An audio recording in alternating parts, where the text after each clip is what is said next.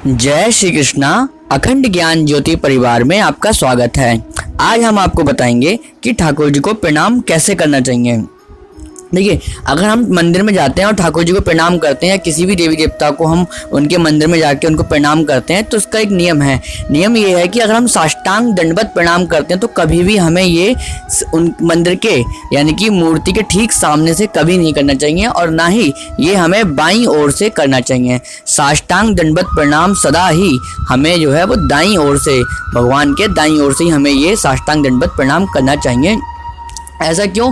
देखिए, अगर हम सामने से आके साष्टांग दंडवत प्रणाम करते हैं तो होता है क्या है कि जो मुख्य देवी देवता होते हैं जिनके भी मंदिर में हम जाते हैं, ठाकुर जी के मंदिर में या भगवान कृष्ण के मंदिर में हम जाते हैं, तो अन्य जो देवी देवता होते हैं, अन्य जो सूक्ष्म शक्तियाँ होती हैं वो वहाँ पे जो है सूक्ष्म रूप से आकर के वो उनकी स्तुति करती रहती हैं। और जब हम साष्टांग दंडवत प्रणाम करते हैं तो हमारे जो पैर होते हैं वो सीधे वो उनके ही तरफ हो जाते हैं, उनके मुख की तरफ हो जाते हैं, जो कि हमें अपराध लगता है। इसी प्रकार बाईं ओर जो होता है, अन्य जो साधुगण हैं, जो तपस्वी लोग होते हैं, जो सूक्ष्म रूप से वहाँ पे उपस्थित होते ही हैं और वह भगवान की स्तुति करते हैं, उनकी पूजा प्रार्थना करते हैं, तो इसलिए हमें बाईं ओर से भी हमें जो है साष्टांग दंडवत प्रणाम नहीं करना चाहिए, क्योंकि ऐसा करने पे फिर ऋषियों की ओर, साधुओं संतों की ओर जो है वो चरण चले जाते हैं, जिसका भी हमें पाप लगता है। इसलिए जब भी कभी हम मंदिर जाएं तो हमें हमेशा साष्टांग दंडवत प्रणाम जो है वो भगवान के दाईं ओर से ही करना चाहिए। देखिए, लोग ऐसा सोचते हैं कि हम मंदिर में जाएंगे और ठीक सामने ही यानी कि मूर्ति के ठीक सामने से, प्रभु के ठीक सामने से हमको दंडवत प्रणाम करेंगे तभी हमारा प्रणाम स्वीकार होगा। ऐसा नहीं है। देखिए, अगर प्रणाम जो है वो हम कहीं से भी कर सकते हैं। अगर हम चाहे तो अपने घर पे सोते जागते उठते बैठते अगर हम भगवान को नाम लेकर के उनको प्रणाम कर रहे हैं तो हमारा प्रणाम उन तक पहुंचता ही है। भोजन करते हुए भी हमारा प्रणाम, नहाते हुए भी हमारा जो प्रणाम होता है, हम जो नमस्कार करते हैं वो भगवान तक पहुंचता है। इसलिए कभी ऐसा मत सोचे कि सीधे सामने से जाकर ही हम जो नमस्कार करेंगे, प्रणाम करेंगे, वो उन तक पहुँचेगा।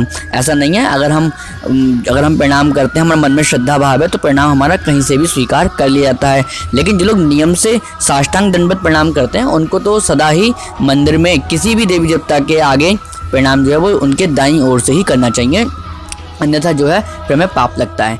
तो यही एक जानकारी आज हम आपको बता रहे थे कि हमें मंदिर में साष्टांग दंडवत प्रणाम कैसे करना चाहिए, चाहे वो ठाकुर जी हो या कृष्ण जी हो या गणेश जी भगवान हो, कोई भी देवी देवता प्रमुख हो, जिनके भी मंदिर में आप जाते हैं, आप हमेशा यह नियम बना लीजिए कि हम उनको प्रणाम करेंगे ही करेंगे।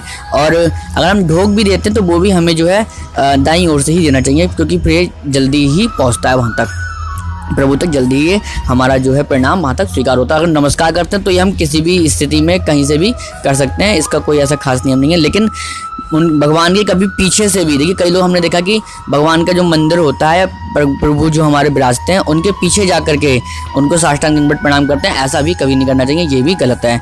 अगर करना ही है तो हमें जो है उनके दाईं ओर से आकर ये प्रणाम हमें उनको, भगवान को वहाँ तक पहुँचाना चाहिए, उनको स्वीकार करवाना चाहिए। तो ये हम आज आपके लिए जानकारी लाए थे। जय श्री कृष्णा।